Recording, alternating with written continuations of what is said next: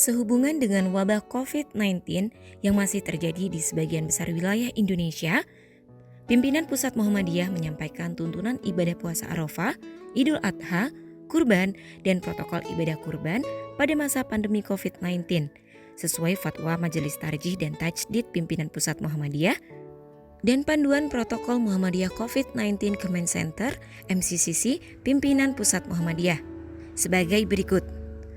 Puasa Arafah. 1. Puasa Arafah, wukuf di Padang Arafah pada tanggal 9 Zulhijjah adalah satu kesatuan terjadi pada hari yang sama. 2. Nabi Shallallahu Alaihi Wasallam dan para sahabat sudah terbiasa berpuasa sunnah Arafah pada tanggal 9 Zulhijjah meskipun tidak ada dan belum terlaksananya wukuf di Arafah oleh umat Islam waktu itu. Salat Idul Adha. 1. Salat Idul Adha di lapangan sebaiknya ditiadakan atau tidak dilaksanakan. 2. Salat Idul Adha bagi yang menghendaki dapat dilakukan di rumah masing-masing bersama anggota keluarga dengan cara yang sama seperti salat Id di lapangan. 3. Bagi yang berada di daerah zona aman atau tidak terdampak atau zona hijau, salat Idul Adha dapat dilakukan di lapangan kecil atau tempat ruang terbuka di sekitar tempat tinggal dengan beberapa protokol yang harus diperhatikan. Ibadah kurban atau udhiyah. 1. Hukum ibadah kurban adalah sunnah muakkadah bagi muslim yang telah memiliki kemampuan untuk berkurban dengan tata cara sesuai tuntunan Majelis Tarjih dan Tajdid Pimpinan Pusat Muhammadiyah. 2. Pandemi COVID-19 menimbulkan masalah soal ekonomi dan meningkatnya jumlah kaum du'afa. Karena itu sangat disarankan agar umat Islam yang mampu untuk lebih mengutamakan bersedekah berupa uang daripada menyembelih hewan kurban. 3. Bagi mereka yang mampu membantu penanggulangan dampak ekonomi COVID-19 sekaligus mampu berkurban, maka dapat melaksanakan keduanya. 4.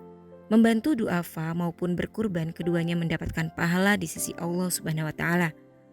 Namun berdasarkan beberapa dalil, memberi sesuatu yang lebih besar manfaatnya untuk kemaslahatan adalah yang lebih diutamakan. 5. Apabila ada yang berkurban, maka dapat dilakukan alternatif berikut ini dengan urutan skala prioritas. A. Kurban sebaiknya dikonversi berupa dana dan disalurkan melalui lazismu untuk didistribusikan kepada masyarakat yang sangat membutuhkan di daerah tertinggal, terpencil, dan terluar atau diolah menjadi kornet dalam kemasan kaleng. B. Penyembelihan hewan kurban dilakukan di rumah pemotongan hewan atau RPH agar lebih sesuai syariat dan higienis. C. Jumlah hewan yang disembelih di luar RPH hendaknya dibatasi, tidak terlalu banyak. Hal ini untuk menghindari kemubaziran dan distribusi yang tidak merata. Disembelih oleh tenaga profesional, mengurangi kerumunan massa dan pemenuhan protokol kesehatan yang ketat sehingga dapat menjamin keamanan dan keselamatan bersama. D. Hewan kurban berupa kambing atau domba sebaiknya disembelih di rumah masing-masing oleh tenaga profesional dan apabila mampu dapat disembelih sendiri oleh orang yang berkurban atau sohibul kurban. E. Pembagian daging kurban diantar oleh panitia ke rumah masing-masing penerima dengan tetap mematuhi protokol kesehatan.